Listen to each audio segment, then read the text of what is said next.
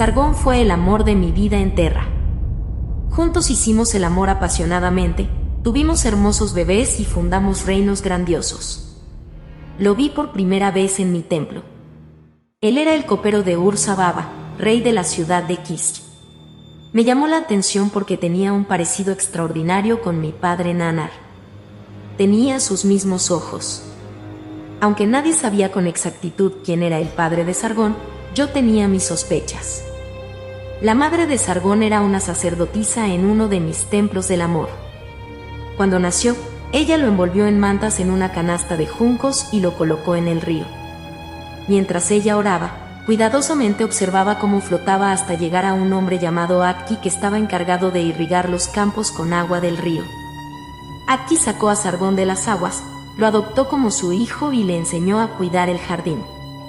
A medida que crecía, sus cualidades innatas de liderazgo lo llevaron hasta la corte de Kish. Pero fue su belleza y su humor lo que me indujo a amarlo. Era alto y fuerte, de pómulos altos y finos modales. Era sumamente inteligente y su propio ser imponía lealtad. Me sentí atraída desde el primer momento en que lo vi, y para suerte mía, él sintió lo mismo. Fue como un sobrevoltaje en nuestros cuerpos. No me tenía miedo ni era tímido. Él sabía lo que yo quería y me tomó como a un dios. Nuestra cópula fue divina. Al principio permanecimos en un estado de éxtasis durante más de 2 semanas. Aseguramos las puertas doradas de mis aposentos con la poderosa espada de Sargón y únicamente dejábamos que de vez en cuando los sirvientes nos trajeran vino y comida.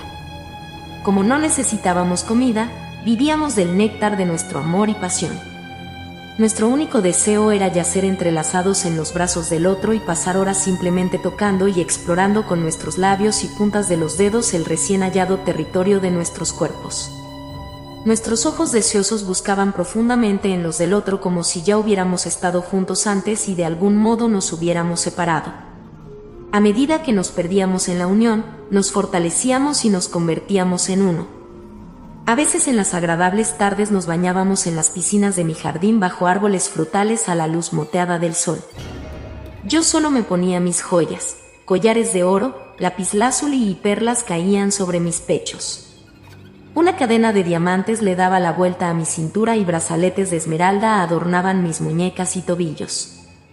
Sentado sobre las aguas con flores fragantes que nos rodeaban, Sargón besaba mi cuerpo con ternura. Acariciaba mis pechos firmes y se tomaba el tiempo para excitar la poderosa fuerza de mi pasión hasta que yo suavemente le suplicaba que me penetrara.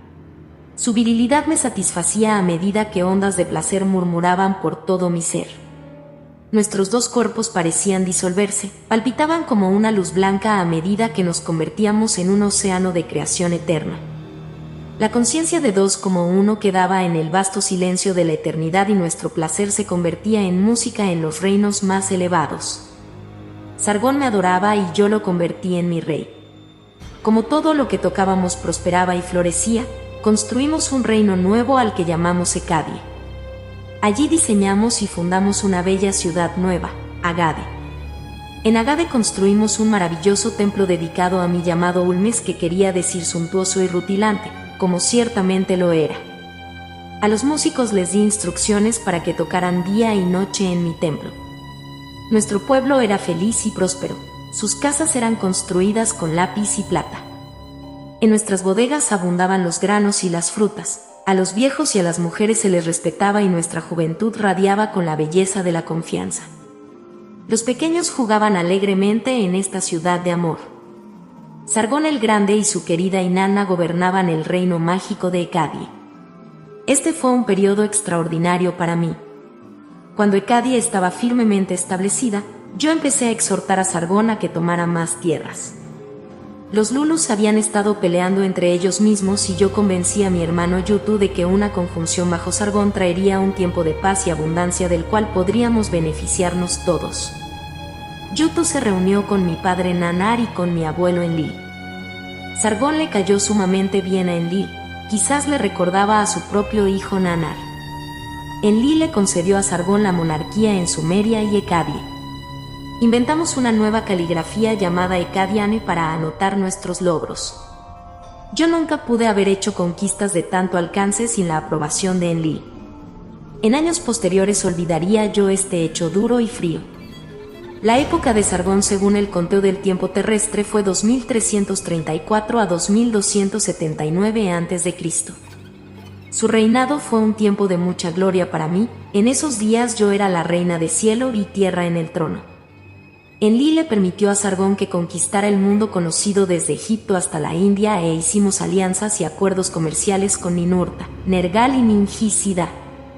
Por nuestras rutas pasaban libremente los granos y el vino, el cobre y el oro y toda clase de mercancías.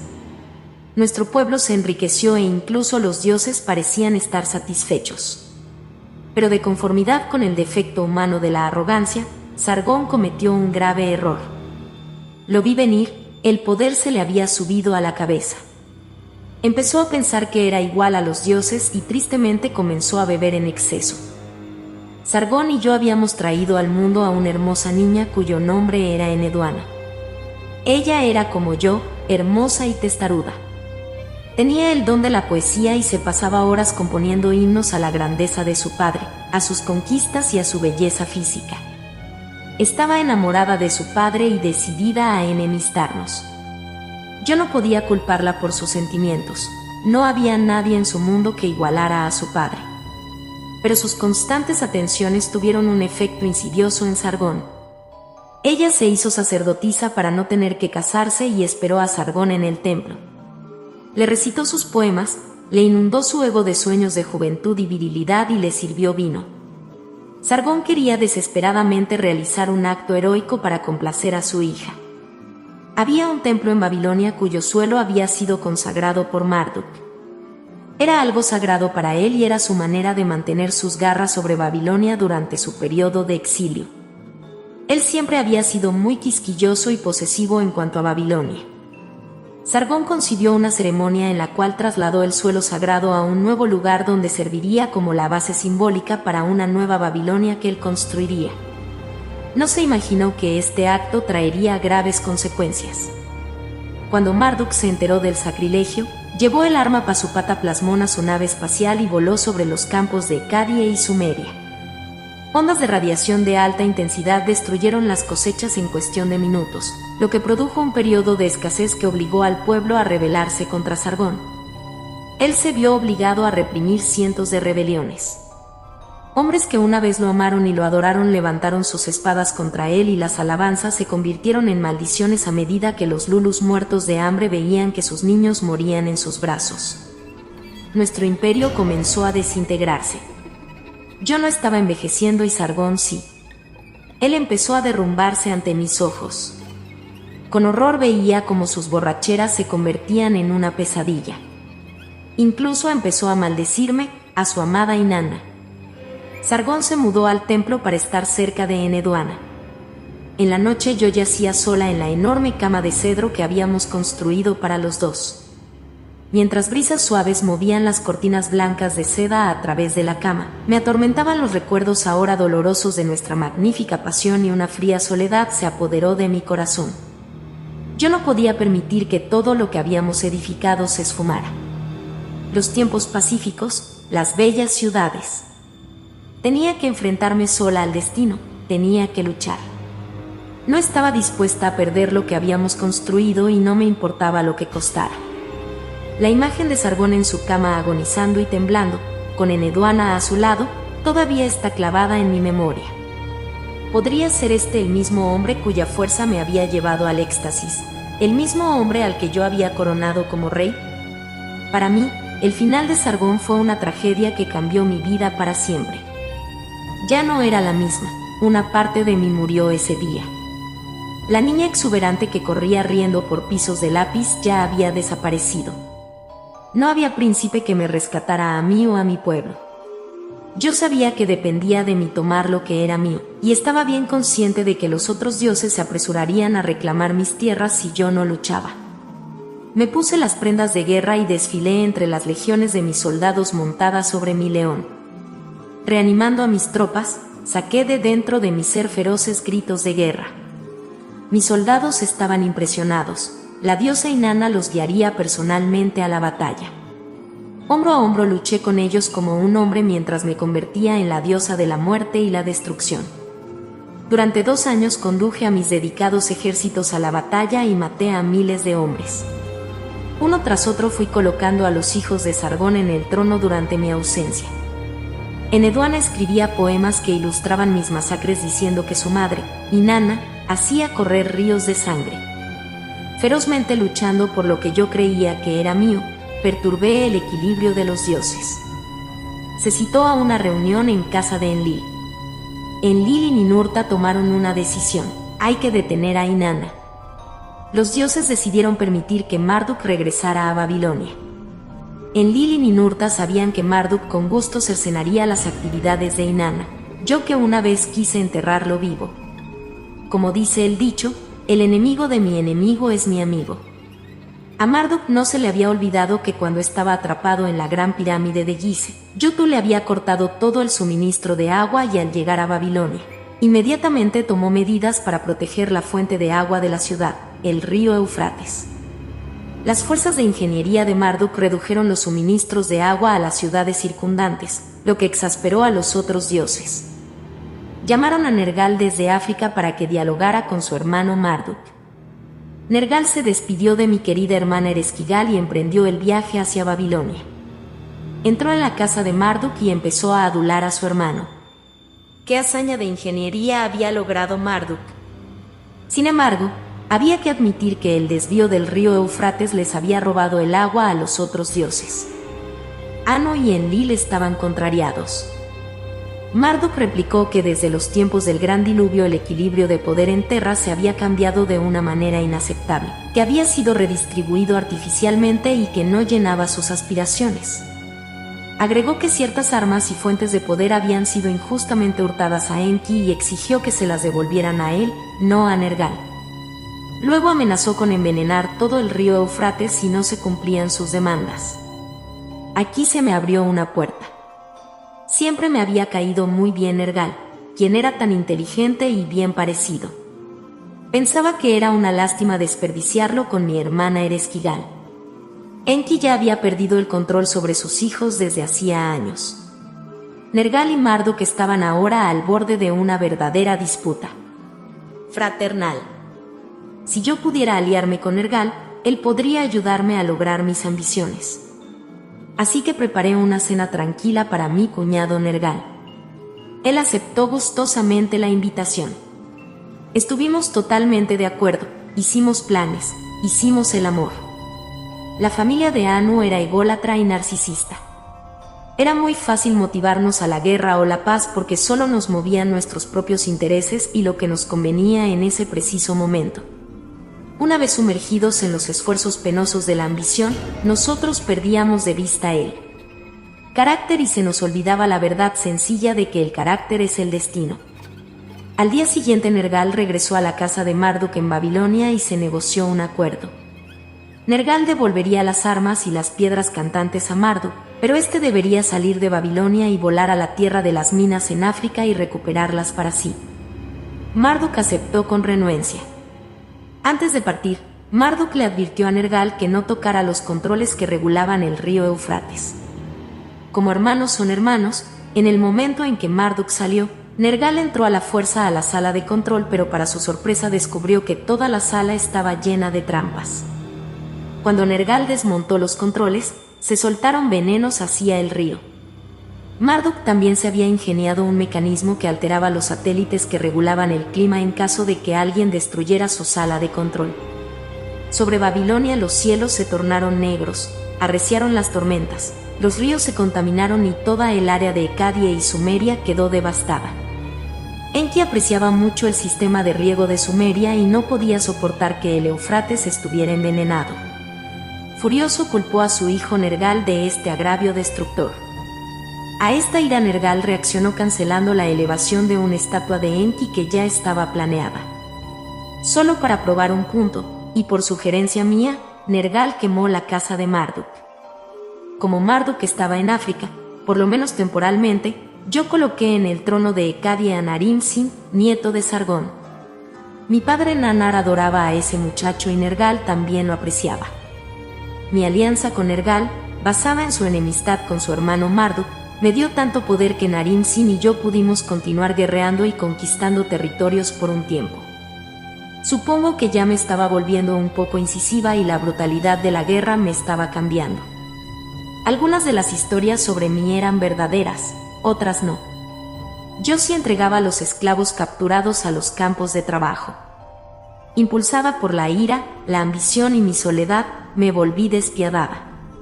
Me sentía y me comportaba como una loba acorralada. Las acciones de mi vida estaban empezando a aparecer en mi rostro. Mi belleza se estaba convirtiendo en algo duro y cruel. Me ponía más pintura, pero eso no servía. Era colérica e irritable, excepto cuando quería algo. Me volví manipuladora para lograr lo que quería. Era una arpía, una belleza convertida en bestia. Narim Sin tuvo mucho éxito y se escribió sobre sus campañas en las tablillas de arcilla. Pero un día fuimos demasiado lejos. Llegamos hasta las montañas de cedro del Líbano, demasiado cerca del puerto espacial. Enlil reunió a los dioses y todos se pusieron de acuerdo. Inanna había empezado la guerra y había que detenerla. Nadie sacó la cara por mí. Se emitió una orden para mi arresto. Yo no iba a permitir que Enlil me pusiera las cadenas, de modo que escapé en mi nave. Las tropas de Enlil llegaron hasta mi templo de Agade y, al ver que yo no estaba, se llevaron todas las armas y fuentes de poder. Yo me escondí en el palacio de Nergal en Etiopía, donde él, todos los días me daba informes sobre lo que sucedía. Entre los dioses empezó a circular el rumor de que yo había desafiado a Anu. Esto era falso, pero le proporcionó a Enlil la excusa que necesitaba. Como castigo por desafiar a Anu, destruyeron la ciudad de Agade. La bella ciudad de plata y lápiz que Sargón y yo habíamos construido debía ser vaporizada. Sacaron los rayos antimateria y Agade se esfumó. Hasta este día nadie ha descubierto el lugar donde una vez existió mi querida Agade. Enlil, con su estilo firme, trajo a sus hombres de montaña, las hordas gutianas, para que tomaran Ecadia. Aquellos que eran leales a mí fueron degollados. Como yo no estaba para guiarlas, mis legiones se desmoralizaron y huyeron a las estepas. En el palacio de Nergal me sobrevino una depresión que nunca antes había sentido. La derrota y la pérdida plasmaron sus feos rostros sobre mi cuerpo mientras yo me sentaba abatida sobre mi trono durante días. Nadie me podía convencer de que comiera o hablara. Soñé que estaba gateando por un desierto. Mi querida Ninursak me llamó con el apodo que me puso cuando era una niñita, Nini. Nini. Vi el rostro triste de Dumuzi, el esposo que no había amado. Sentí el eco de la risa asesina de mi hermana Ereshkigal. Por un momento sentí la caricia tierna de Sargón, únicamente para encontrarme sola en un nido de serpientes. Corría asustada en una helada noche y me vi atrapada en una telaraña con una enorme araña cuyos ojos rojos y garras cortantes estaban listas para devorarme. Desperté gritando. ¿Era yo, Inanna, vulnerable? ¿Era yo tan diferente a los esclavos que había capturado o a las mujeres que me habían traído copas doradas de vino? ¿Estaba yo de algún modo limitada en mi poder? ¿Por qué estaba aquí, viviendo en este cuerpo azul? Mi madre Ningal me envió un mensaje suplicándome que regresara a casa. Me prometió que allí estaría a salvo en sus brazos. Me dio su palabra de que mi padre Nanar había garantizado protección contra las acusaciones. Según él, yo ya había sido castigada bastante. Ella oraba para que yo regresara a casa, pero yo debía renunciar a mis caminos aventureros e innovadores. Gustosamente viajé a Ur, el hogar de mi querida madre Njal. Yo, Inanna, otrora reina del cielo, me fui a casa de mi madre.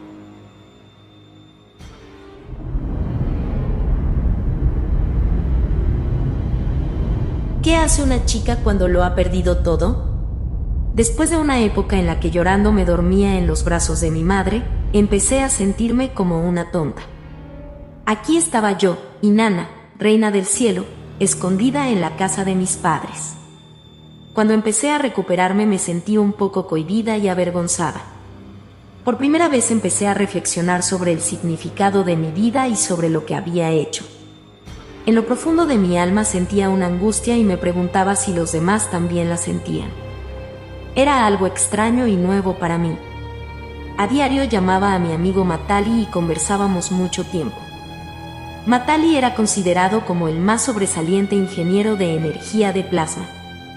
Era un físico que podía reparar cualquier cosa. De vez en cuando volaba la nave de Enki por amistad, pero hacía tiempo se había desilusionado del modo de vida de los dioses. Matali se había casado con Tara y se había ido a vivir con su gente para empezar una nueva vida. Tara era de la antigua raza de la gente serpiente, los Nages, una raza que vivió en la Tierra eones antes que mi familia. La gente de la serpiente vino de un sector diferente de la galaxia, de Altair, para vivir en el centro de la Tierra.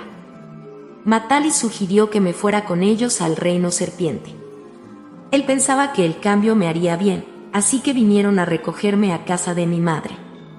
Tara y yo habíamos llegado a ser muy amigas en el Valle del Indo, donde ella les había enseñado a mis sacerdotisas las artes de la danza. Ella había aprendido el arte de la danza celestial de los apsarases, los danzantes del cielo. Tara era una experta. Por medio de una concentración intensa ella podía levantar su delgado cuerpo en el aire y ejecutar movimientos celestiales de máxima elegancia y gracia. Desde las puntas de sus dedos hasta las campanas de oro que cantaban suavemente sobre sus tobillos, la danza de Tara es una expresión exquisita de sentimiento. Y yo la amo tanto. Al verme tan desolada puso sus brazos a mi alrededor y empezó a llorar. «Oh, mi querida amiga», expresó. Por un momento mi orgullo me impidió llorar, pero muy pronto empecé a hacerlo. La belleza de Tara no era solamente física, procedía de su interior. Ella poseía un tranquilo equilibrio de ser, una sabiduría cariñosa. Todo eso la hacía atrayente. No es de extrañar que Matali la amara. Él nos miraba fijamente y de un modo amoroso mientras llorábamos una en los brazos de otra y la nave trepaba por los cielos buscando un portal del tiempo. El reino de la gente serpiente era en verdad extenso. Dentro de Terra existen muchas ciudades que resplandecen cada una con torres de alabastro blanco. El aire es fresco y es regulado por sistemas sofisticados cuyas fuentes de energía están en los polos de Terra. Hay huertas y campos de cultivo que producen alimentos en abundancia para la gente. La gente serpiente posee una gran variedad de cuerpos, unos son humanos, otros mitad serpiente o reptil. Pueden ver en la oscuridad, y con sus habilidades telepáticas, pueden tener acceso a las mentes de un grupo si lo desean. A medida que los días pasaban en el reino de la serpiente, yo no dejaba de hacerle preguntas a Tara. Le rogaba que me entregara sus secretos. ¿Qué le daba a ella esa integridad y esa belleza? ¿Cómo podía yo lograr ese estado mágico? Tara me contó muchas cosas, de cómo su gente había venido a este planeta hacía mucho tiempo para construir sus ciudades y túneles subterráneos. Me contó que entre ellos solamente había una persona que lo sabía todo, y que se le llamaba la sabia, la vieja mujer serpiente. Le imploré que me llevara a ella. Se hicieron arreglos para que Tara, Matali y yo viajáramos juntos a la morada de la vieja mujer serpiente. Su nombre es impronunciable en su idioma actual, es un sonido que transmite amor. De los hombros para abajo es mujer, pero de los hombros para arriba tiene la cabeza de serpiente. Emana una energía que yo nunca había sentido antes y que no la he vuelto a sentir desde entonces. No es ni joven ni vieja y cuando tú tratas de mirarla fijamente se transforma continuamente ante tus ojos. En un momento es belleza exquisita, en el siguiente un demonio furioso. No obstante, uno nunca siente miedo en su presencia. Es como si ella encarnara todo lo que es, y eso está muy bien. Cuando me senté frente a ella, hizo un ademán indicando que sabía lo que yo quería. Sabía quién era yo y todo lo que había hecho. Parecía conocerme incluso más allá de mi vida como Inanna. Era como si siempre nos hubiéramos conocido, como si de algún modo yo siempre hubiera estado en su mente. Me miraba con una curiosidad familiar y compasión. No mostró ningún deseo de controlarme o manipularme. Encontró gozo en mis aventuras, en mi deleite e irradiaba su amor incondicional. Poco a poco todo lo que nos rodeaba se convertía en una luz dorada intermitente, El tiempo empezó a derretirse y sentí que las dimensiones convergían. En mi mente vi que Terra había existido durante eones. En este lugar de la galaxia habían existido 3 esferas y esta Terra actual era la tercera. Al final de cada ciclo la esfera había sido destruida y en su lugar se había creado un nuevo planeta. Tuve una visión de lo que fue la primera Terra. Esta época más sutil y más amable que la de la colonia nibiruense. Había un gran amor en el planeta y los seres que existían estaban dedicados a regresar al primer creador. En ese tiempo vi un día, océanos de laderas con grupos de gente, todos vestidos de blanco sentados sobre las cuestas. En la cima de una ladera había un pabellón de mármol con columnas altas y bajo estas había 12 parejas en una hilera en forma de media luna. Empezaron a cantar. Repetidas veces estos tonos fluían por las laderas hasta que todo vibraba en sonido. Había una multitud de entidades con rostros brillantes que entonaban las mismas frecuencias y, a medida que la energía incrementaba, los seres empezaban a convertirse en luz. Al principio la luz solamente rodeaba sus cuerpos, pero luego sus cuerpos eran luz.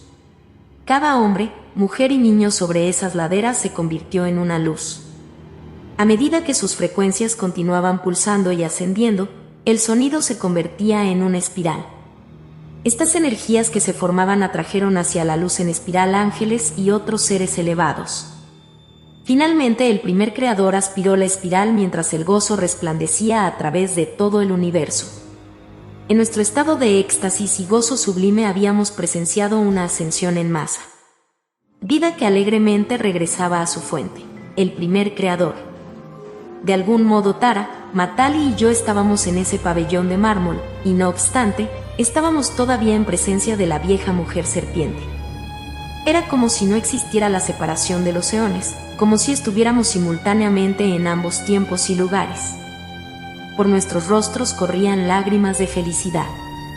En nuestros corazones le agradecimos a la vieja mujer serpiente y nos despedimos de ella. Nuestros cuerpos estaban cargados de fuerza eléctrica, y fue suficiente por un día. De regreso en el reino de los dioses, Marduk estaba conspirando y planeando. Nergal no se había dado por vencido y está formando alianzas con los Enlilitas, los enemigos de su padre Enki. La animadversión entre los hijos de Enki y de Enlil se concentró en la atmósfera de la tierra. Desde las profundidades del reino serpiente observábamos cómo los dioses se acercaban cada vez más a su destrucción.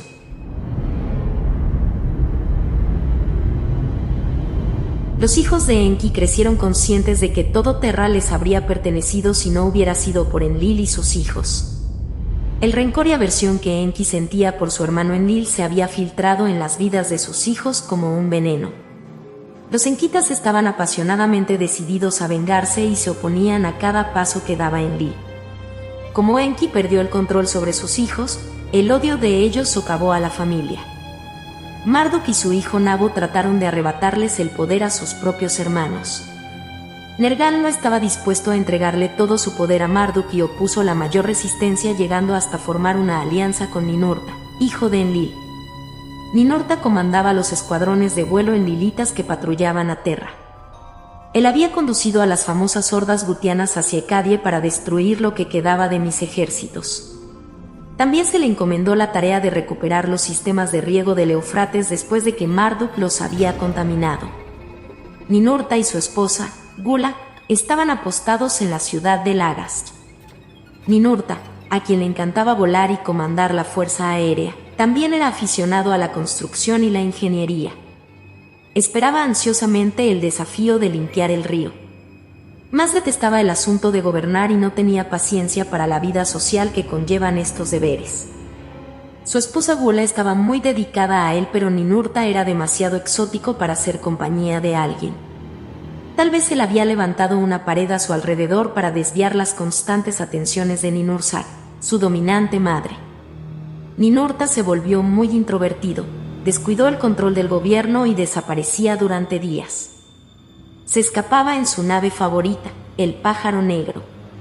Él quería construir pirámides. Desde los tiempos de la guerra sintió envidia de las grandes pirámides de Egipto e invitó a los arquitectos que habían tomado parte en el diseño y construcción en Gizeh para que empezaran a trabajar en Sumeria. Esto lo mantuvo ocupado por un tiempo cerca de casa, por lo que su esposa se alegró. Pero paulatinamente la tentación de volar solo en su nave lo venció. Se alejó de toda civilización y volaba sin cesar a través de montañas lejanas. Allí formó una legión de luchadores y les enseñó las artes marciales. Disfrutaba mucho de la compañía de estos hombres rústicos. Ninurta estaba hastiado del estilo de vida de su familia, los dioses. Preocupado por nuestros conflictos eternos, él recordaba su niñez cuando Terra era todavía una aventura desconocida. Deseaba esa época cuando estaba libre de las ominosas responsabilidades de ser el hijo de Enlil. Tengo que reconocer que yo nunca llegué a comprender completamente a Ninurta. Él es una persona muy compleja, atormentado por la carga de sus deberes y una necesidad apremiante de simplemente ser un niñito juguetón, el niñito que tal vez nunca había sido. Como Ninurta estaba fuera por largos periodos, Marduk empezó a mirar a Babilonia y sus ciudades circundantes. Él y sus seguidores empezaron a infiltrarse en los pueblos de la campiña, y empleando hologramas, se aparecía ante los líderes de ciertas tribus identificándose con diversos nombres. A estas tribus se les animó a que se inclinaran y adoraran al dios Marduk. Él ejecutó muchos milagros para la gente, les dio poder y riqueza y les advirtió que los dioses de Enlil y su clase eran dioses falsos. Les decía que los que no lo adoraran serían castigados, condenados al infierno para siempre. Durante siglos los humanos habían sido preparados para adorar algo que estaba por fuera de ellos, o sea, a nosotros. Contra esta manipulación ellos tenían muy poca defensa. ¿Cómo iban a saber cuál de los dioses era verdadero? Ciertamente todos los dioses eran volubles. Más de una vez habían dejado a los humanos abandonados a su suerte.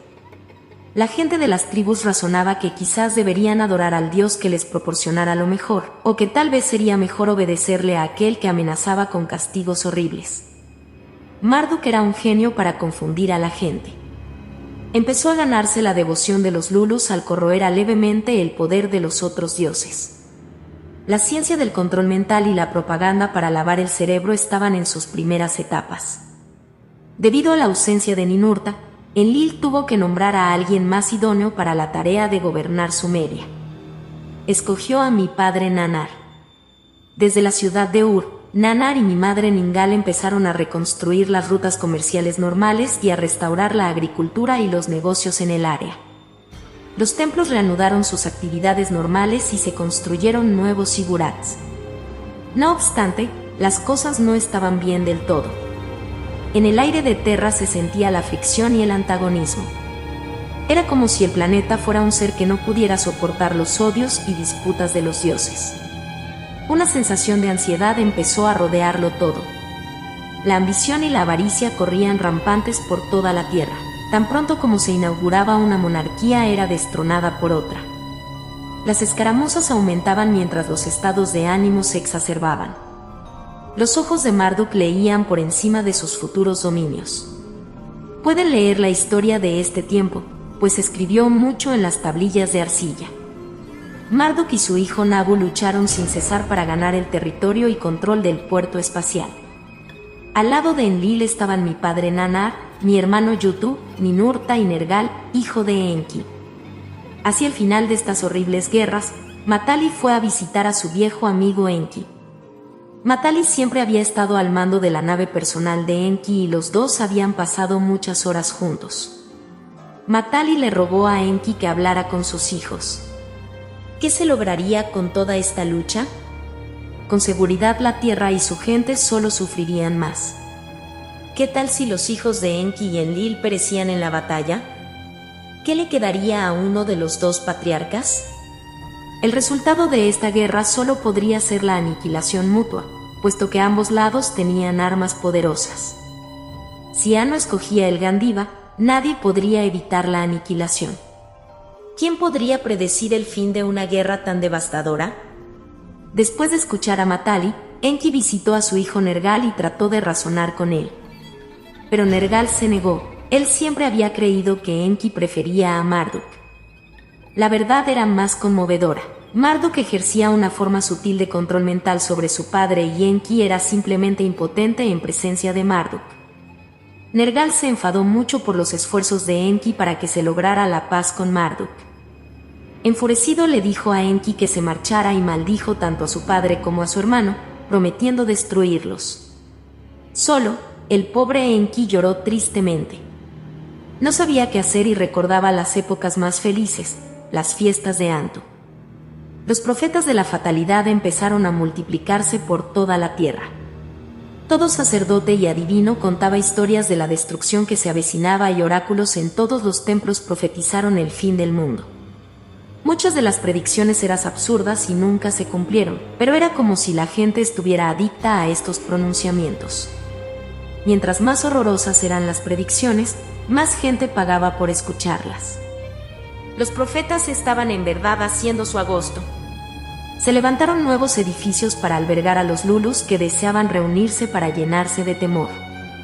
Entre las profecías más populares estaban los cuentos de escasez de alimento y la devastación de ciudades enteras, mientras que los terremotos y diluvios luchaban por el segundo lugar. Los Lulus pagaban todo su dinero por venir y escuchar estos cuentos, que los asustaban hasta la locura. Este temor generaba una energía de la cual Marduk aprendió a alimentarse, y empezó a fomentar el miedo proyectando imágenes holográficas en el cielo y creando escenas aterradoras. Experimentó con la energía de ese temor, manipulándola y modificándola para saciar su apetito. Era mejor que la carne humana y más fácil de administrar. Las profecías se volvieron autorrealizables. Un día terrible los ejércitos de Marduk cayeron sobre Nippur, la ciudad sagrada de Enlil.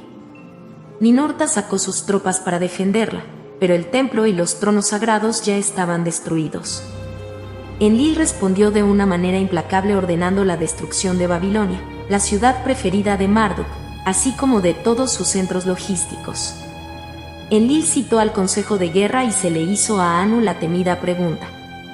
El arma Gandiva solo podía activarse bajo la orden de Anu porque, una vez desencadenada, no se podía predecir el resultado. Nergal trató de reunirse por última vez con su hermano Marduk. Si éste renunciaba a sus pretensiones de dominio supremo, el Gandiva permanecería inactivo. Enki, quien estaba presente con Marduk y Nabu, parecía estar en un estado de ceguera, como si su voluntad hubiera sido minada. Sumido en la oscuridad, Enki arrojó su ira y frustración sobre Nergal, por lo cual la ira de éste aumentó. Decidido a usar el Gandiva, Nergal dejó a Marduk y a su padre. Ahora ya nada podría detenerlo. Todos los dioses estaban conscientes de los peligros posibles del Gandiva. Incluso Marduk sintió miedo cuando se dio cuenta de que su hermano Nergal estaba dispuesto a usarlo. Anu se llenó de angustia. La envidia de sus hijos había llevado a Terra a este estado. Se dio cuenta de cuán débil se había vuelto su hijo Enki y prefirió destruir las ciudades y el puerto espacial más bien que permitir que todo quedara en las manos del turbulento Marduk. Anu y Enlil veían algo oscuro, casi perverso, en Marduk y sus ambiciones. Él quería apoderarse del planeta Terra, arrebatarle el poder a Anu e incluso gobernar las Pléyades.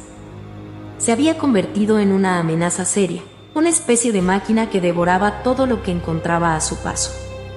Sin sentimiento, sin corazón, sin gozo de ser, solo pensaba en una conquista despiadada. Anu desencadenó el Gandiva. Una llamarada de luz, filosa como una hoja de afeitar y más poderosa que el sol, con un movimiento en forma de zigzag. Aunque se apuntaba a objetivos específicos, esta arma de perdición no hacía distinciones. No solo se destruyó el puerto espacial, muchos otros lugares importantes para Marduk desde el punto de vista logístico desaparecieron. La península del Sinaí fue destruida totalmente.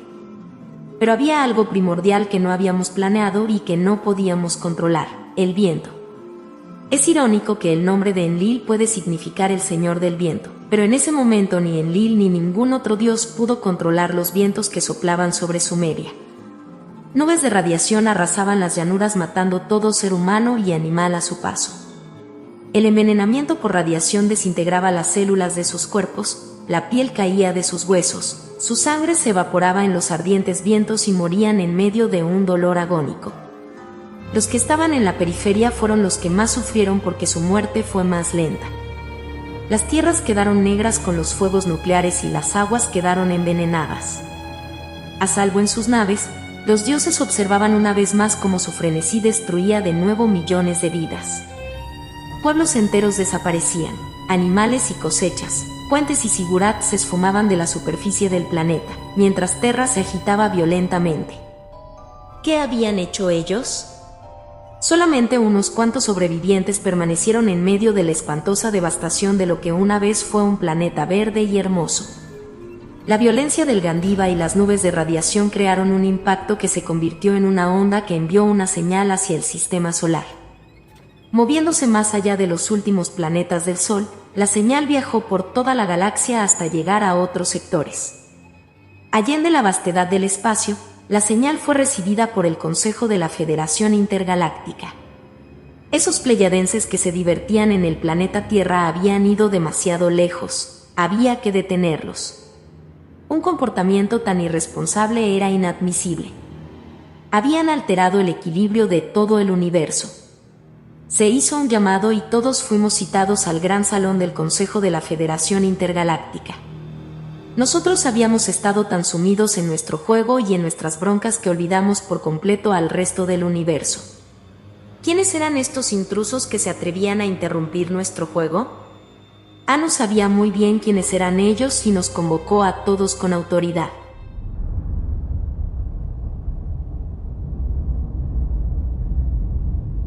El gran salón del Consejo Intergaláctico era una sala de reunión inmensa con techos transparentes y arqueados que daban al espacio infinito. Anu, Enlil, Enki, Ninursak, Nanar, Ninurta, Nergal, Yutu y yo estábamos todos formalmente sentados en el círculo del Consejo. Marduk no quiso asistir. De repente yo me sentí pequeña y me alegré de que Anu estuviera allí, pero hasta él parecía disminuido en este lugar. La sola presencia de los miembros del Consejo nos volvió humildes, un sentimiento al que no estábamos acostumbrados. Los 12 superintendentes del Consejo eran una muestra representativa de las galaxias. En el auditorio había cientos de otros representantes de todo el universo. Tantas especies. Había miembros de Sirio, Andrómeda, Orión, Arcturo y muchos otros sistemas solares. Los etéreos estaban muy bien representados. Ellos tienen una frecuencia vibratoria muy alta. A veces se ven sólidos, otras veces transparentes o translúcidos y se dice que están por encima de la polaridad, aunque yo todavía no he experimentado ese estado. Yo no sabía por qué, pero parecía que los etéreos tenían la última palabra en la conducción de la reunión. También vi seres que eran esferas o bolas de luz y volaban alrededor de ti, transformándose en los colores del espectro, primero dorado, después rosado o turquesa. Poseían la habilidad singular de entrar dentro de ti con permiso, de llenar tus células con luz y, por medio de esto, conocer la suma total de tu ser. Me pareció que esto era una manera muy interesante de comunicarse. Yo estaba feliz con todas estas nuevas experiencias cuando la disposición de ánimo en el salón cambió. Cuando Anu se puso de pie delante de los 12, de ellos salió simultáneamente un sonido el cual se convirtió en palabras que fueron claramente entendidas por cada raza: no interferencia. No interferencia es la ley del universo del libre albedrío y nosotros, dijeron los 12, habíamos violado esta ley al interferir directamente en la evolución de una especie. La ley afirmaba que era posible ayudar a la evolución de los seres si, y solamente si, ellos solicitaban esa ayuda. Alterar su ADN y romper los campos electromagnéticos de un planeta entero con el arma Gandiva era algo monstruoso e ilegal. Yo pensaba para mí que este concepto de libre albedrío debía ser como el mercado libre en Terra, es solamente libre cuando les sirve a los que están en el poder. Me parecía que este consejo estaba tratando de presionarnos al interferir con nuestro libre albedrío. Para el consejo era obvio que no entendíamos muy bien, de modo que nos explicaron cuidadosamente que no nos iban a castigar, a volar en pedazos o a confiscar nuestros juguetes. Con todo, algo nos sucedería. Un estado de conciencia, una energía, una disposición de ánimo que reflejaba la totalidad de nuestras acciones en Terra llegaría hasta nuestro mundo. Esta energía lentamente pero con certeza ahogaría la creatividad y espontaneidad de nuestras vidas. Nos veríamos bloqueados, incapaces de evolucionar. El consejo llamó a esta energía la pared. Claramente explicaron que nosotros no éramos víctimas, que nosotros mismos habíamos creado esta pared. Era nuestro propio invento. Nosotros no les creímos. También nos prohibieron rotundamente usar el Gandiva otra vez. El hacerlo se consideraría como un acto de guerra y pagaríamos las consecuencias.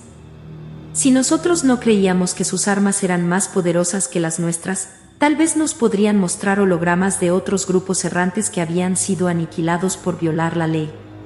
Agregaron que sus armas no solamente destruían civilizaciones, sino que eran tan poderosas que podían vaporizar las almas de los habitantes.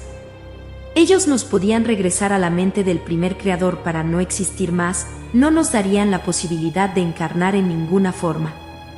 Por mi bello cuello azul subió un escalofrío. El consejo continuó diciendo que más tarde en nuestro desarrollo sería obvio para nosotros que habíamos estado en la fase adolescente. Desavenencias como las de Enki y Enlil pasarían con el tiempo y habrían servido para un fin. Mientras tanto, no se nos permitiría destruir planetas o fracturar el tiempo con estas explosiones. Recordad. Ellos concluyeron con la palabra recordad. Anu estaba visiblemente aturdido, yo nunca lo había visto así. Yo traté de hablarle, pero él ni siquiera me notó. Anu regresó a Nibiru, Enki y Enlil volaron a la estación orbital. Los tres quedaron en comunicación permanente. En medio de todas las discusiones y reparos, donde cada hijo culpaba al otro, apareció en nuestras pantallas de comunicación un mensaje urgente: Marduk había sitiado todo el sistema solar pleyadense. Durante muchos años en secreto había fabricado ejércitos de clones y los había entrenado en un planeta abandonado. El temor que había aprendido a sacar de la raza humana le servía ahora como alimento y energía para apoyar este proyecto impresionante. Con un ataque sorpresivo entró a las Pléyades y destruyó la monarquía gobernante. Ahora tenía todo bajo su tiránico control y le ordenó a Anu que se rindiera o de lo contrario destruiría a Nibiru. Anu escapó con Antu a un sistema vecino. Todos estábamos sobresaltados. Enki y yo volamos con Matali al centro de la Tierra para escondernos en el profundo mundo subterráneo del Reino Serpiente, donde estaríamos a salvo de los restos de la radiación del Gandiva. Enlil salió para unirse a su padre Anu. Los dos estaban decididos a desarrollar un plan para recuperar a Nibiru y liberar a las Pléyades. A salvo, y más allá de las frecuencias de tiempo del planeta desolado, nuestra familia observaba con horror cómo Marduk empezaba a apoderarse de lo que quedaba de Terra y sus habitantes. Con el tiempo se apoderó de su planeta. No utilizó ejércitos para conquistar Terra, usó la propaganda. Los sacerdotes de Marduk acusaron a Enlil de desatar el terrible Gandiva contra los indefensos humanos. Era, después de todo, la verdad, y por eso Marduk hizo que los habitantes de Terra se volvieran en contra de Anu y Enlil. Marduk hizo todo lo posible por difamarme. Decía que yo era una bruja malvada que devoraba a los hombres y convertía a mujeres inocentes en prostitutas. Como codiciaba mis templos y las tierras que poseían. Mis sacerdotisas, inició una campaña de difamación para destruir a estas mujeres. Mis sacerdotisas, quienes estaban muy bien entrenadas en negocios y en las artes, fueron acusadas de magia negra, de lanzar conjuros por toda la tierra. Siempre que algo salía mal, ya fuera una tormenta o una falla en las cosechas, les echaban la culpa a mis mujeres. Y Marduk se encargó de que muchas cosas salieran mal. Mis bellas sacerdotisas fueron encarceladas, golpeadas, torturadas, violadas y quemadas vivas. Se confiscaron todas sus propiedades. Marduk se estaba vengando de mí, la que ordenó que lo enterraran vivo. En el Reino Serpiente, yo yacía en una pequeña cama en un cuarto cómodo, pero no me daba cuenta de lo que había a mi alrededor. En el ojo de mi mente vi cómo los hombres de Marduk desfiguraban y mutilaban mis templos. Todas las imágenes de las diosas fueron reemplazadas por la suya propia. Talló su nombre en piedra por encima del mío y reescribió la historia, convirtiéndose a sí mismo en el héroe de cada cuento y leyenda. En medio de una agonía impotente vi cómo mis sacerdotisas sufrían todo tipo de humillaciones. Hay tantos cuentos de hadas sobre vírgenes a las que se llevan los dragones y las encadenan en cavernas oscuras. Estas historias están basadas en la verdad, pero no había ningún caballero en armadura que viniera a rescatar a mis bellas sacerdotisas. Marduk no se detuvo con mis mujeres, no estaría satisfecho hasta que aplastara a todas las mujeres. Para lograr esto, usó a los hombres. Les dijo a los humanos varones que ellos eran superiores, que la mujer había sido creada de la costilla de un hombre para que le sirviera. Mentiras, mentiras salían a borbotones de la boca de los sacerdotes de Marduk.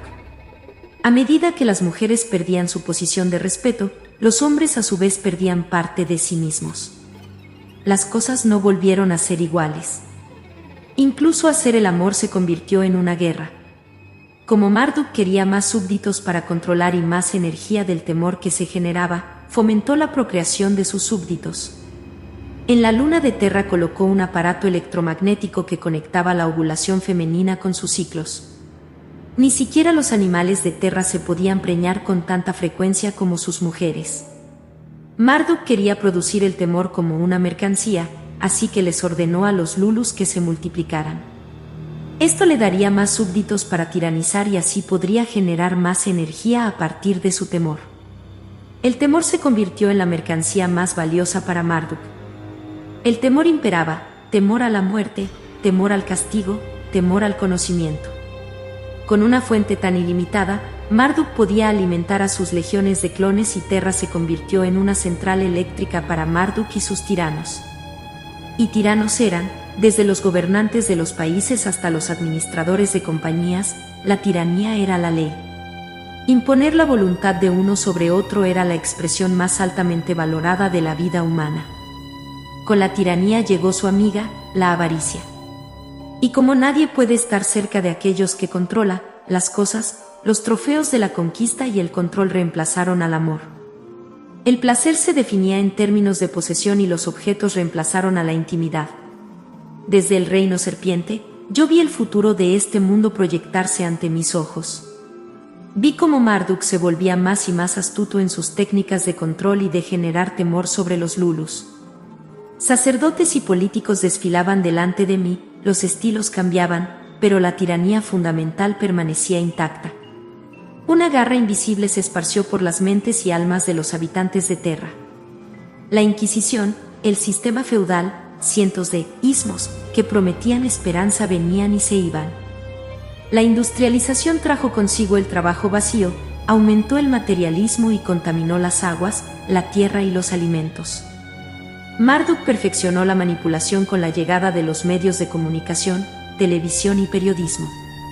Repetidamente los humanos eran entrenados para adorar algo fuera de sí mismos, no se les animaba a mirar hacia adentro. Siempre había alguien allá para adorar, alguien que era mejor y más elevado. Dudando de sí mismos, los Lulus escuchaban sin cesar a los expertos, quienes a su vez se contradecían entre sí aumentando de este modo la confusión. Los humanos que lograban pensar por sí mismos eran excluidos como desadaptados, eran castigados o en el mejor de los casos los hacían sentir culpables. Si uno lograba algo, los otros se sentían inferiores y se fomentó el sentimiento de culpa. La psicología se hizo popular y los humanos les daban el dinero a aquellos que escuchaban sus sentimientos de culpa y temor durante horas, días, años. Para Marduk la culpa era tan nutritiva como el temor. Si había una escasez de temor, Marduk ocasionaba una hambruna, un terremoto o un huracán. Esto podía ser real como suceso real en la naturaleza, o podía simplemente ser un holograma o un programa de televisión. Desde mi pequeña cama, el futuro de Terra se veía desalentador. A medida que viajaba por el tiempo, de repente empecé a comprender como un rayo que golpeaba mi cerebro cansado, que Marduk éramos nosotros. Él era el inconsciente colectivo de la familia de Anu proyectado sobre Terra. Lo habíamos creado del mismo modo como habíamos creado todo lo de nuestras vidas. Cada uno de nosotros había dado a luz a Marduk en esta dimensión. Obviamente, si lo habíamos creado, también podíamos deshacernos de él. ¿Pero cómo?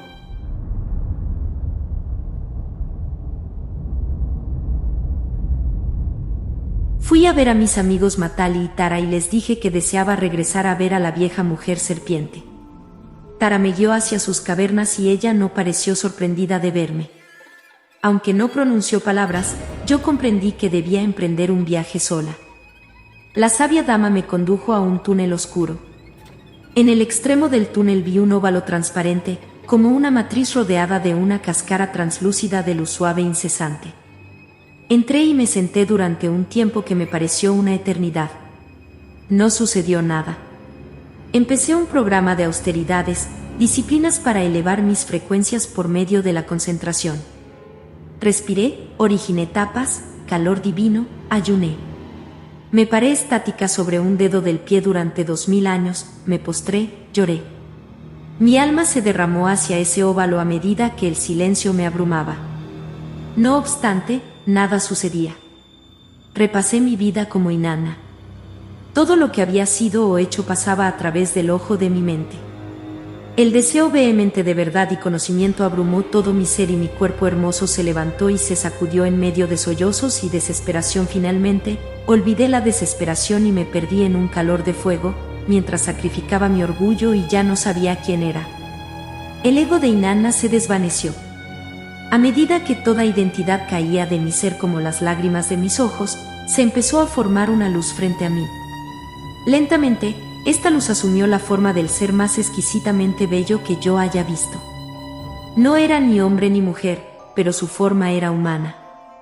Estaba compuesta de miles de lucecitas que disparaban y se movían constantemente en colores cambiantes. El rostro era el rostro de 1000 seres e irradiaba todo lo que yo esperaba poder ser: gracia, sabiduría y cualidades para las cuales no tengo palabras. ¿Cuál es tu nombre?, pregunté. El ser contestó de esta manera: tengo muchos nombres de una multitud de experiencias y estados de ser, pero mi verdadero espíritu, donde reside mi alma, no es más que una frecuencia de luz, no es un nombre. Yo soy lo que no puede ser nombrado. Si buscas darme un nombre, di que soy Altair de Alción, estrella de estrella. Yo soy aquello que tú siempre has sido. Tu deseo vehemente de la verdad me ha traído acá. Estos son los momentos de tu despertar, atesóralos. La revelación se está dando ahora en esta escapada del tiempo. Tú eres un sistema de reacción. Yo me conecto contigo. He estado alineando tus circuitos para que haya una mejor recepción. Armonízate conmigo. Recuerda, amada. Recuerda tu verdadero hogar. Cuando el tiempo comenzó para ti, eras una luz blanca pura. Ahora tú tienes muchos colores, muchos matices, muchas experiencias. Flotas a través de un mar de infinitud, latiendo belleza. Te amo inmensamente. Sentí que una brisa suave acariciaba mi cuerpo. El inmenso amor de este ser me rodeó, sanándome y secando mis lágrimas. Me sentí más ligera y por mi cuerpo corrieron ondas de suprema alegría. El ser habló de nuevo: te amo, Inanna. Nunca te juzgué. Me regocijé con tus logros, con tu coraje. Lloré cuando tú lloraste. Busqué sabiduría en tu belleza. Te apoyé en tus horas más difíciles. Nunca estuve separado de ti. Te permití ir por los caminos que escogiste para que me trajeras experiencias. ¿Haría cualquier ser menos por su hijo, su creación? En apacibilidad de nuestro encuentro, me abro a ti. Me apresuro a ti para llenarme dentro de ti y de ti. Tú eres mi creación y con ansiedad he esperado tu retorno. Sin exigir tú vuelves a mí, suavemente como las flores siguen al sol. Oh amada mía, unidos estamos. Desde todos los senderos y caminos, a través de los largos y solitarios corredores del tiempo, como las corrientes de la tierra, como la sangre que fluye por tus venas, nos encontramos en el corazón. Para quemarnos allí en los fuegos de nuestra realización. Así era. Yo estaba encendida, todo mi ser ardía en amor y experimenté un éxtasis que nunca antes me había imaginado. En silencio, el ser transportó un entendimiento a mi mente. El amor se vació dentro de mí con una fuerza de pasión indescriptible. Dentro de mi corazón sabía lo que haría. El calor del fuego me cambió para siempre. Vi mi futuro. Descendería hacia la forma humana, me convertiría en un humano e intentaría activar el gen divino en mis proyecciones, los seres humanos que yo había creado. Me separaría en porciones variables y asumiría muchas encarnaciones. Me atrevería a ser vulnerable y a nacer en la carne humana. Escogí una gama de experiencias a través de castas particulares. Aunque iba a descender al tiempo de la tierra, yo sabía que este ser de luz estaría conmigo siempre y que ya nunca estaría sola. Tengo que admitir que al principio estaba un poco renuente a encarnarme en la forma humana. Yo sabía exactamente qué se le había hecho al ADN humano y cuán difícil sería recordar quién era una vez que estuviera encarnada. Pero yo estaba decidida. Decidí comenzar lentamente. En las montañas del Himalaya vivía un grupo de humanos que se habían reunido en búsqueda de la sabiduría. Con la oración y la meditación ellos esperaban que les llegara una visión que les mostrara la verdad.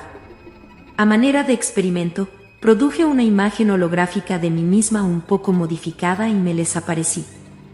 Llevaba puesta una túnica blanca y me rodeé de una modesta cantidad de luz. Me enfoqué en el pensamiento de amor que me mostró el gran ser en el óvalo. Concebí una columna de luz que salía del óvalo, pasaba a través de mí hacia las montañas y a los corazones y mentes de estos buscadores. Su inocencia y gratitud me impulsaron a amarlos, y mientras más los amaba, más sólida me volvía. Tenía un poco de miedo, pero no podía evitar amarlos. Su gozo era una apacibilidad que nunca había conocido. A medida que mi densidad física aumentaba, yo sabía que rápidamente olvidaría y no recordaría quién era ni qué había venido a hacer aquí. Pensé en todos los otros en los que me convertiría. La fuerza de mi amor y compasión puso en movimiento 100 vidas, mientras yo, Inanna, disfrazada de Lulú, descendía a Terra para experimentar todas las limitaciones de la carne y de la sangre. Yo esperaba encontrar que mi tarea iba a ser fácil, una aventura más. Después de todo, yo como Inanna era de una frecuencia de tiempo diferente y estaba acostumbrada a viajar en el tiempo, ¿qué tan difícil podría ser? No obstante, fui demasiado optimista. La densidad de las frecuencias de la Tierra, aunada a un cuerpo cuyo ADN desactivado solamente permitía 1/10 de su función cerebral, me dejaron abrumada por los 5 sentidos. La confusión y el temor me invadieron vida tras vida. Las técnicas de lavado cerebral de Marduk, la propaganda y el control por medio de las frecuencias fueron demasiado para mí. El sistema religioso de la época simplemente me aplastaría y yo me perdería. Como hombre, escogí la vida de un sacerdote en Atlantis. Yo era el guardián de los cristales sagrados. Me enamoré de una virgen santa, la violé y mis compañeros me ejecutaron. En la antigua Irlanda me convertí en un poderoso guerrero. Esgrimiendo mi hacha, decapité a miles de hombres y amontoné sus cabezas al frente de mi castillo como ostentación de mi riqueza. Empecé a beber en exceso y golpeaba a mi esposa. Un día mientras dormía, mi esposa y mi hermano persuadieron a mi hijo de que me cortara el cuello, robando de esta forma mi vida y mi riqueza. En Egipto me convertí en el bibliotecario de la gran tienda de los papiros y las tablillas de arcilla de Alejandría. Como le temía a todo sentimiento, vivía solo en medio de la palabra escrita. Morí como un hombre rígido y solitario cuando los soldados romanos le prendieron fuego a la biblioteca. Como mujer, fui una bailarina en Cachemira. Esto lo hice en honor de mi amiga Tara. Era una huérfana que llegó al palacio gracias a la danza y decidió educarse aprendiendo lenguas y arquitectura. Era muy admirada por los hombres, pero las mujeres del harén me despreciaban y me envenenaron. En el occidente de América fui una niña india que montaba en ponis y cazaba en las praderas. Mi nombre era Doncella del Cielo y, comunicándome con las estrellas, bendije la tierra con las energías de los cielos. Enamorada de un indio valiente y buen mozo, Pluma de Fuego, morí al dar a luz cuando un curandero supersticioso me amarró al piso de mi tipi. En España me convertí en una hermosa mujer judía. Durante la Inquisición fui encarcelada, torturada y quemada viva. Antes de morir bajaron ángeles para liberarme de mi cuerpo y mi dolor. Me convertí en muchos seres. Experimenté la vida como hombre y como mujer. Recorrí los mismos caminos que los humanos han recorrido. Sentí lo que ellos han sentido, la misma esperanza y la misma desesperación. Tuve un niño en mis brazos, fui una niña huérfana. Degollé a muchos hombres y amé a muchos otros. Me pregunté amargamente, ¿qué importaba? ¿Qué importaba nada? Suplicando ayuda, me senté sobre el piso frío y miré firme y vehementemente a las estrellas. Traté de recordar.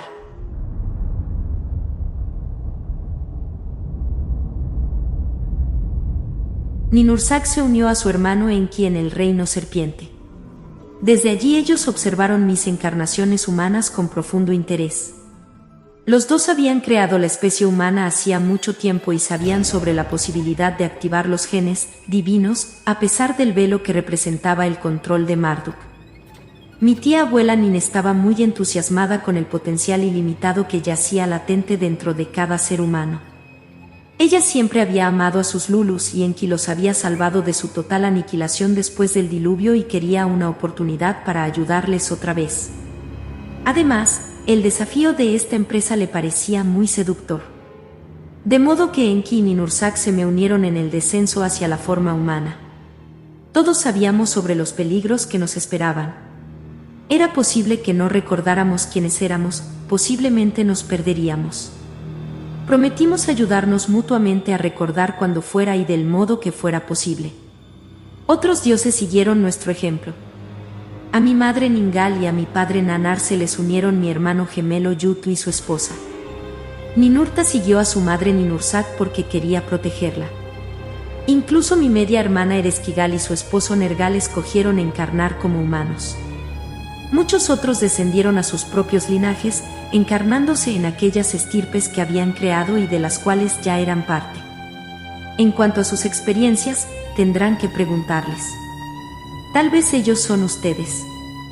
El Consejo Intergaláctico estaba muy impresionado por nuestro compromiso valiente de remover la pared.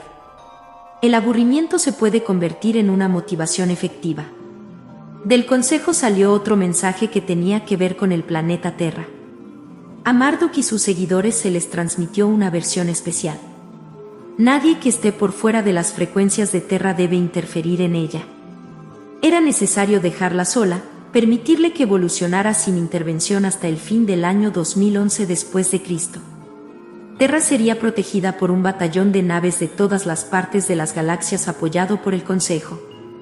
Este acuerdo terminaría en el año 2012 después de Cristo, año en el cual Terra experimentaría una división dimensional y se separaría en dos dimensiones definidas. Cuando en el universo las disputas no se podían resolver pacíficamente, tales conflictos se dirimían por medio de una separación dimensional. El tiempo y la realidad física son muy similares a las capas de una cebolla. Los mundos pueden y, de hecho, existen dentro de otros y las existencias dimensionales se sobreponen y se entrelazan. Esta separación sería apenas perceptible a los habitantes de Terra y a todos se les daría suficiente tiempo para escoger entre las dos dimensiones. La naturaleza individual de cada ser humano tomaría la decisión. Nadie escogería por otra persona. Una Terra contendría las frecuencias de la llamada luz y existiría dentro de lo que se llama la cuarta dimensión.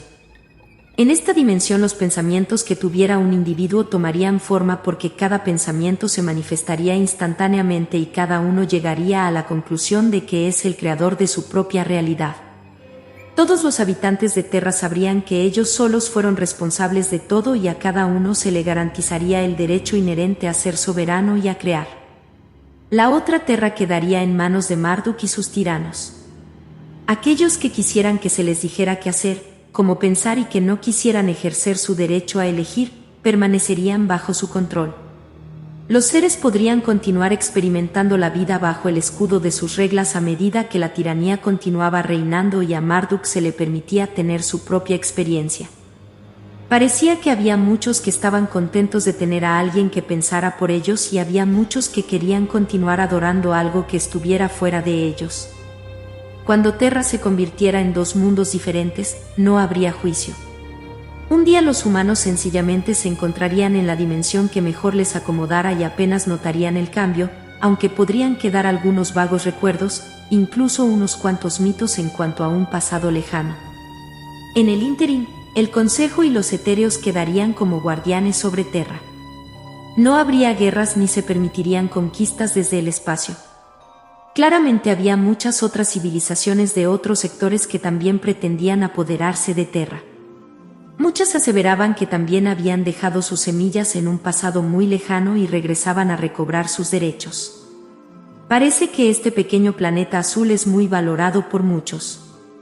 Sin duda en Terra debe de haber algo más precioso que el oro. De alguna manera todos hicimos trampa. Nosotros interferimos. Entramos en cuerpos humanos para tratar de activar el gen divino. Nosotros queríamos fomentar el pensamiento original y promover también una rebelión contra la tiranía. No obstante, nos dimos cuenta de que era algo muy difícil y a menudo nos ejecutaban de maneras horrendas por estas acciones subversivas. Tuvimos éxito en la creación de algunos hologramas inspiradores, algunas visiones edificantes y otras experiencias santas. Y a algunos de sus mejores pensadores les entregamos algunos secretos tecnológicos. Por supuesto, Marduk también hizo trampa. Con el fin de ganar conversos, generó muchos hologramas aterradores. Él se especializaba en separar la religión del resto de la vida y dio origen a muchas formas de adoración con numerosas burocracias para grabar y gobernar a los Lulus. Creó una nueva religión que no tenía nombre oficial pero que se conocía como el consumismo. Hombres y mujeres llegaron a considerar las cosas como más importantes que las personas. A la gente se le medía por el número y la cantidad de sus posesiones. Un altar, una caja electrónica que emitía imágenes, se instaló en cada hogar para entrenar a la gente a adorar las cosas y adquirir más de ellas. Este altar consumía la mayor parte del tiempo de la gente.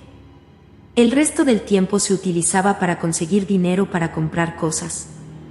A los niños se les dejaba solos en casa frente al altar, mientras sus padres se dedicaban a la búsqueda de más posesiones. Solo unos pocos se dieron cuenta de cuán vacía se había vuelto la vida. Marduk tuvo cada vez más éxito. Cuando los etéreos se enteraron de la estrategia del altar, decidieron enviarle a la gente de Terra un regalo. Desde el centro de la galaxia, empezaron a transmitir una onda de luz que fue muy suave al principio y que luego aumentó su magnitud y rodeó a Terra. Empezaron a aparecer nuevas formas de pensamiento que a menudo dejaban perplejos a los padres. La gente bailaba en las calles como tribus primitivas gritando: «Hagamos el amor, no la guerra». Muchos otros empezaron a buscar la soledad y tiempo para mirar hacia dentro de sí mismos. La onda continuó. Los hombres adultos declaraban su derecho de sentir y las mujeres afirmaban que eran iguales a ellos. Los estudiantes jóvenes se ponían de pie frente a enormes armas y reclamaban su derecho a escoger, a ser libres. La gente acudía a defender a la Madre Tierra, que había sido envenenada de un modo inmisericordia en el siglo XX. Algunos aseveraban que hablaban con los delfines y otros animales buscando defenderlos. La onda crece y crece. Yo, Inanna, aparentemente perdida aquí en un extraño cuerpo terrestre, me abro hacia esa onda. Cada día me esfuerzo por recordar. En algún lugar en el tiempo, veo una niñita azul que corre a lo largo de un piso de lápiz, y su risa viene a mi recuerdo como un eco. Sé que debo recordar. Si yo puedo hacerlo, sin duda todos podemos. La acción de recordar y de despertar seguramente se esparcirá como un fuego fatuo a través del mismo aire que respiramos. Yo me abro a la onda. Algunos días me confundo, pero este acto de recordar crece firmemente dentro de mí. Hay una visión de un ser de luz que me ama y yo puedo sentir ese amor. Hay esferas de luz que a veces vuelan a mi alrededor. La onda se vuelve más fuerte, escucho los sonidos del cambio. Cada célula de mi cuerpo empieza a vibrar con el cambio a medida que se me revelan misterios fascinantes. Yo recuerdo, las ondas agradables del amor y del perdón fluyen por mi cuerpo, hacia mi mente, a mi corazón y yo recuerdo. Entonces estamos aquí en Terra con ustedes esperando el tiempo de la elección. Nosotros, quienes los creamos, enviamos nuestro amor a todos nuestros niños. Nosotros quienes creamos a Marduk queremos que lleguen a ser como los dioses, pero mejores. Queremos que recuperen lo que les arrebatamos hace muchos eones, su poder, el poder de confiar en ustedes mismos. La onda es para cada ser humano que está en este plano. La onda es nuestro amor para ustedes, nuestros niños.